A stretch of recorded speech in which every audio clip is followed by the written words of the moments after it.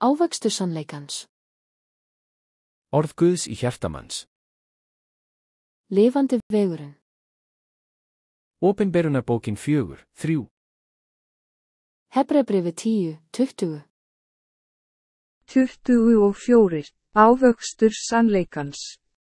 Hjartalandið, taktu ósannleikann úr hjarta þínu og gerðu það að góðum jarðvegi, sáðu fræjum sannleikans og berðu ávöxt með því að rækta sannleikann. Endurheimta land, finndu ósannleikann sem Biblían segir að þú eigir að henda eða ekki gera, taktu hann úr hjarta þínu og gerðu hann frjóan jarðveg. Að gróðursetja fræ sannleikans. Finndu sannleikann sem Biblían segir að varðveita og gróðursettu fræ sannleikans í hjartareitin úr frjósömum jarðvegi, ræktaðu hann og berðu ávöxt sannleikans. Ávöxtur sannleikans. Ávöxtur sannleikans. Verkefni. 1. Verkefni, henda því. 2. Verkefni, ekki það. 3. Verkefni, haltu því. 4. Verkefni, gerðu það. Verkefni, gerðu það. Taktu ósannleikann úr hjarta þínu og gerðu það að góðri mold. Lifandi vegurinn. Opinberunarbókin 4:3. Hebreabréfið 10:20. Efesusbréfið 29:4.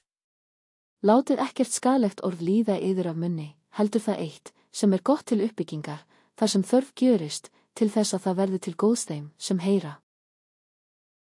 Efesusbréfið 32:4. Verið góðviljaðir hver við annan, miskunnsamir, fúsir til að fyrirgefa hver öðrum, eins og Guð hefur í Kristi fyrirgefið yður. Efesusbréfið 5:1. Verðið því eftirbreytendur Guðs, svo sem elskuð börn hans. Efesusbréfið 5:2. Lifið í kærleika, eins og Kristur elskaði oss og lagði sjálfan sig í sölurnar fyrir oss, svo sem fórnargjöf, Guði til þægilegs ilms. Efesusbréfið 5:4.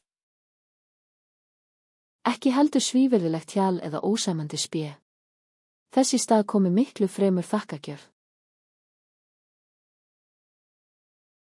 Efesusbréfið 5:6. Enginn tæli yður með marklausum orðum, því að vegna þessa kemur reiði Guðs yfir þá, sem hlýða honum ekki. Efesusbréfið 5:8. Eitt sinn voru þér myrkur, en nú eru þér ljós í drottni. Hæðið yður eins og börn ljóssins.